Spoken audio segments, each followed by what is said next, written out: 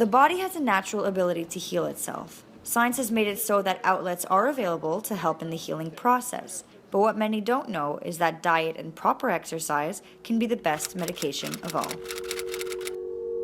Nicholas Gavrielatos is not your average 19-year-old. Athletic by nature and driven by fitness and proper nutrition, he has experienced firsthand the benefits of a healthy lifestyle. Well, when I was 16, I got hit playing hockey, and I had severe headaches, and this went on for about 3 months. So just as a safety net, we went to the hospital to get a brain scan. And so my follow-up appointment, they had told me they found a brain tumor on the front, on the side of my head. He said he noticed a black spot on his MRI, but it was nothing to be alarmed about because this can happen. Some people have it from birth, some people don't, but we can follow it up in 6 months. I wasn't exactly satisfied with what he told me because I just don't like anything abnormal on tests. And mother's gut told me to pursue, so I pursued and I saw the family doctor. And our family doctor made a requisition for him to run an MRI with a fluid, with intravenous fluid, in order to better see what was going on. And it showed like a sort of a mass. And at that point, I started doing my research. My decision was to remove it right away because I didn't want to keep going in and out of hospitals every 2-3 months to have it monitored. So I just wanted to get it out right away and move on with my life. He didn't want to keep it. He was against keeping anything that doesn't belong in your body, and I believe in the same thing. So we saw this Dr. Petreka, and they found there was a tumor. But at that point, it's what do? Do you remove it? Do you not remove it? Has it been there from birth? Has it not been there from birth? And when you're dealing with the brain, it also has to do with all the motor skills. So it's a bit of a very stressful period. As a kid, I was always active. I always wanted to play sports, any sport. Recess time, I was outside playing on the field. When I got home from school, it was street hockey. I was just always active. I couldn't sit down in front of a desk, read a book like other kids. I always had to be out doing something active, and I really enjoyed it. Very healthy child, always ate properly, always ate healthy, was always very athletic. So I wasn't worried about a recovery process. I was more worried about what happens if it touches his motor skills. What happens if he can't walk? What happens if he can't see? What happens if he can't hear? Am I doing the right thing? Am I not doing the right thing? If I would leave it there, would he be able to live with this his whole life and nothing happening? So it's a lot of back forth. You don't know if you're making the right decision. So basically, you just use your spirituality and you call upon God for me. And I just asked him to guide me and to help me, see this through and make the right decisions for my son. The surgery was a success, and although Josie feared that her son's motor skills could be affected, she found comfort, reassurance, and relief in her son's usual humorous character. And I thought I would have been worrying about the whole surgery during it, but I really wasn't. I was convinced everything was going to be okay. And even when they told me he was out in recovery, I didn't even think once oh, he's not fine. It was just didn't cross my mind. Mind you, it crossed my mind for 4 months before like crazy, but and when I saw him and I'm like, hey, Nikki, how you doing? And he just gave us the finger, which was hilarious. So I'm like, okay, Nikki's fine, And at that point, I just said, he's going to be fine. There's nothing to his motor skills. It's still my Nicholas. Both mother and son knew that a full recovery at a pace fast enough to allow Nicholas to get back on the ice in time for hockey season would be no small feat. I knew he was going to try and speed up his process, and I knew I was going to have a big battle ahead of me because you have to do what you have to do. You have to heal your brain. It's not a joke. And I knew I was going to have a hard time dealing with Nicholas in that aspect because he's all about let's go, let's go, let's go. And I knew that was going to cause a bit of a conflict for me, but we managed, and he had his great friends that would come and visit him. But take a child that's 16 and throw them in a bed and tell them they can't move for 3 weeks. It's hard. Not even an adult can do it. But I told him it was very necessary that he follows what the doctor says because he can have complications. Hockey had to kind of take a back burner, which was a very difficult thing for him and his dad. And they were trying to push it to get onto the ice earlier than necessary, and I was adamant I was against it. I mean, after going through what we went through, really, is hockey that important at this point in his life? For 5 to 6 months, no activity. Just really take it easy. But 6 months for me to take it easy is like putting me in prison, you know, like I was going to lose my mind even more. So I took baby steps. I slowly went back into it. Like I didn't go do sprints on the treadmill 2 days after, but I went for a walk. And then 2 weeks later, I went 2 laps around the park, you know, so it was a gradual process to finally being healthy and fully recovered. When I woke up from my brain surgery, the first thing I wanted to do was get up and walk around. First thing I wanted to do, but like usually they tell you like stay in bed, rest it out a bit, just take it easy. But right away, even when I got home, I was like, let's go in the park, let's go for a walk, I want to move around, let's go for a drive. I didn't want to stay in bed. After my brain surgery, 6 days later, I was back in the gym. Because they tell you according to their physical fitness, the fact that he didn't smoke, the fact that, you know, a lot of things that he would probably bounce back really quickly. He was up and walking the next day, which was like phenomenal. I don't even know anybody that would be able to do that the next day, walk around. And he didn't like to take pills, like painkillers. He would try and like suffer through it. That was a big obstacle for me because he wasn't supposed to try and suffer through it. But he didn't want to put medication into his body. But I was trying to explain to him that it's having the adverse reaction. Like you need to take the pills. There's times in your life that you do need to rely on medication. Stubborn about taking medication, Nicholas was adamant on healing himself with what he calls power foods.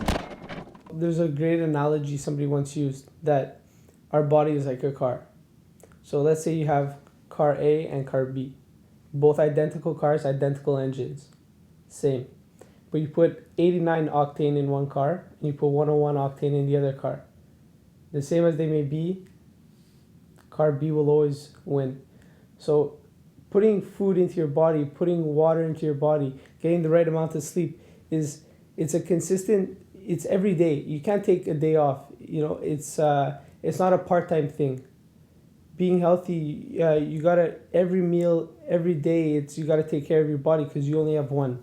Nobody's gonna take care of it for you. He started like, oh, is this organic? Is that organic? Like everything I would cook and what's in it and what ingredients did you put in it? And I'm like, oh my God, like relax, you know?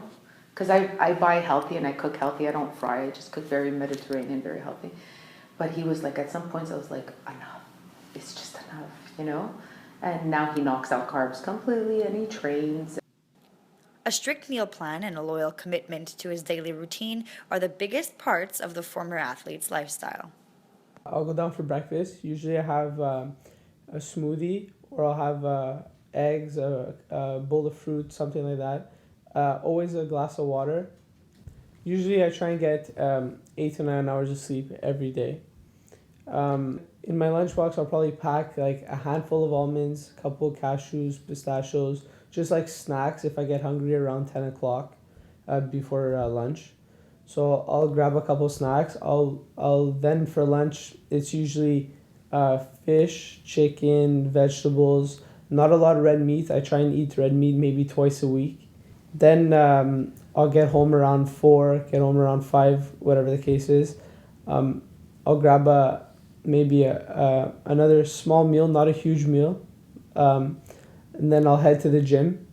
I'll go for the gym for about an hour, hour and a half. Come home, have supper, and then try and get to bed around 10, 9:30, and start it over. I don't want to say it's not normal, but definitely the speed that I had my recovery was definitely a lot quicker than most people. Gabriela Sabo, the health promotion specialist at Concordia University, points out how preoperative physical activity is a big contributing factor in the duration of someone's recovery. In the case of brain surgery, it could be especially helpful in increasing the necessary brain connections and neural pathways. Human beings are created to move. So when we move, we're at our normal healthy baseline. When we're not moving, we're actually below our baseline. So when a person is going in for an operation, then being physically active before and fit before will help them to recover more quickly from that operation.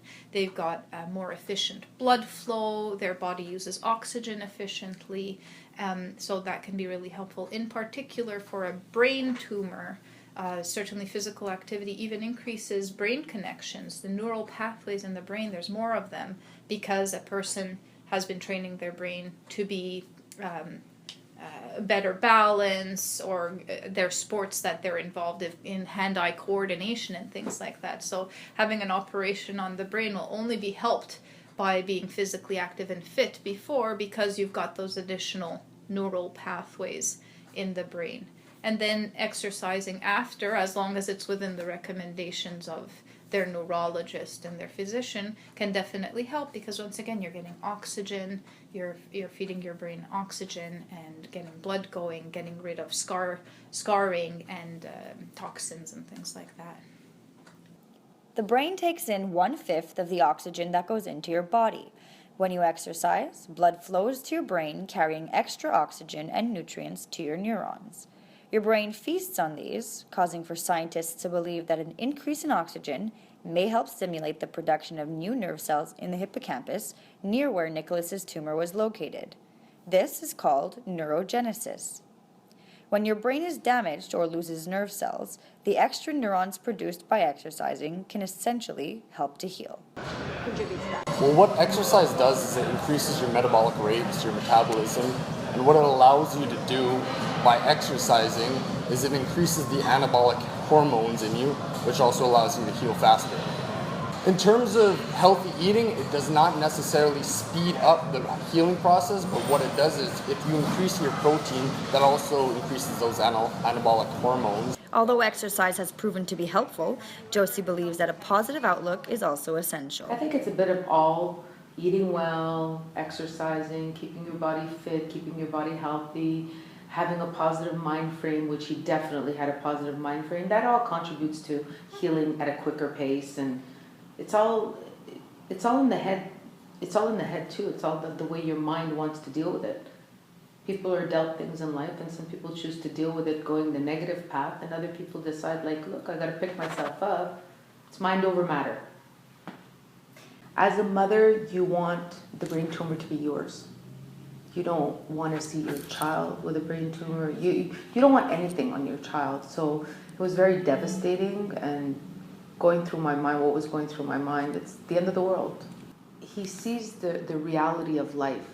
It's so sad he had to see it at such a young age with like already 3 surgeries under his belt, but he had to see the reality that you can have everything in life, but in reality, if you don't have your health, you have nothing. And that's for everybody. And, at a young age to have come to that realization it's pretty crazy. Playing Saturday night in Dollard is fun, but at the end of the day, when I'm 70, I don't want to look back and say, oh, I should have not played so I didn't get hit, so I don't have this headache full time or whatever. Like, I just wanted to, your health comes first. Since I was a kid, I was always like more on the discipline side with my meals, and I was always like super healthy, but to say it was a wake-up call, I'm not sure, but to say that it was like a pat in the back to keep going, I guess you could say that.